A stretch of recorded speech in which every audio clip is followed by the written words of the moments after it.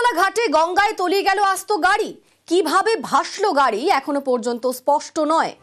যে ছবি আপনাদের দেখাচ্ছি, নিমতলা ঘাটে গঙ্গাতে তলিয়ে গেল আস্ত গাড়ি। তবে কিভাবে একটা আস্ত গাড়ি সেই ঘাটে চলে গেল, তলিয়ে গেল, সেই বিষয়টা কিন্তু এখনো পর্যন্ত স্পষ্ট নয়। এই মুহূর্তে আমাদের সঙ্গে সরাসরি রয়েছেন প্রতিনিধি সুস্মিতা। সুস্মিতা, নিমতলা ঘাট, সেখানে তো ব্যারিকেড থাকে, সেই ব্যারিকেড টপকে গঙ্গাতে কি করে চলে গেল গাড়ি?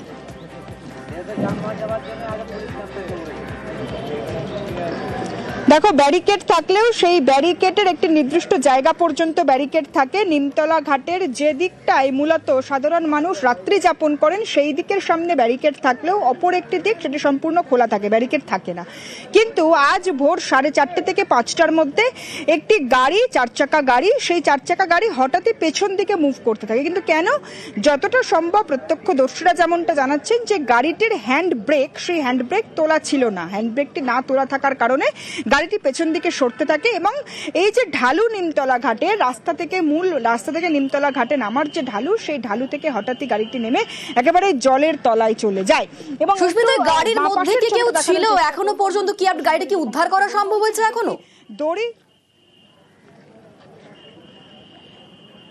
দেখো, গাড়িটি সম্পূর্ণরূপে জলের তলায় রয়েছে। যেহেতু এখন জোয়ার, সুতরাং পুলিশের পক্ষেও এই মুহূর্তে সম্ভব নয় গাড়িটিকে উদ্ধার করা। দড়ি দিয়ে গাড়িটিকে এই মুহূর্তে বেঁধে রাখা হয়েছে। গাড়ির ভিতরে কেউ ছিলেন না, যেমনটা প্রত্যক্ষদর্শীরা জানাচ্ছেন। পুলিশ আধিকারিকেরাও একই কথা বলছেন।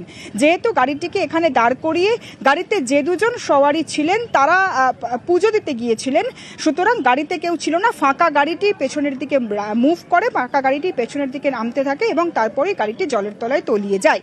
যে দুজন গাড়িতে ছিলেন মূলত তাদেরকে ইতিমধ্যেই পুলিশ থানায় নিয়ে গিয়েছেন। পুলিশ আধিকারিকরা যেমন বলছেন, 3টের পর ভাটা আর এলে তখনই গাড়িটিকে উদ্ধার করা সম্ভব হবে এই নিমতলা ঘাট থেকে। এবং ইতিমধ্যে একটি দড়ির সাহায্যে গাড়িটিকে বেঁধে রাখা হয়েছে এবং জোয়ার থাকার কারণে, জলস্তর অনেকখানি উঁচু থাকার কারণে গাড়িটিকে এই মুহূর্তে গঙ্গা থেকে উদ্ধার করা পুলিশের পক্ষে সম্ভব হচ্ছে না বলেই পুলিশ আধিকারিকদের তরফ থেকে জানানো হচ্ছে। গাড়ির ভিতরে কেউ ছিলেন না এখনো পর্যন্ত, পুলিশ সূত্রেই এমনটা খবর এবং প্রত্যক্ষদর্শীরাও তেমনটাই জানাচ্ছেন।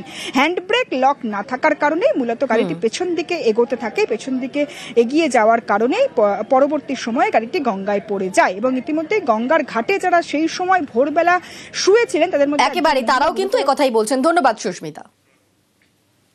আমি তো ঘুমিয়েছিলাম, তারপর শুয়েছিলাম, তারপরে গাড়ি ওই দিক দিয়ে চলে গেছে। দেখতে পেলেন না? না, আটকানোর চেষ্টা করলেন না গাড়ি?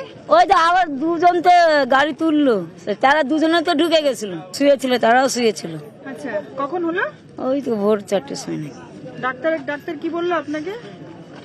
বললো তোমাকে ভর্তি হতে হবে। আমি মনে আমার ছোট ছোট বাচ্চা আছে, আমি ভর্তি হলাম। এখানে দাঁড়িয়েই ছিল? গাড়ি চলে যাচ্ছিল, গাড়ির সব তুললো। গাড়ির ভিতরে লোক ছিল কিনা দেখেছিলেন? না, লোক আমি দেখিনি। আমি এখানে কাঁদছি, ছটফট করছি, আমি লোক দেখবো?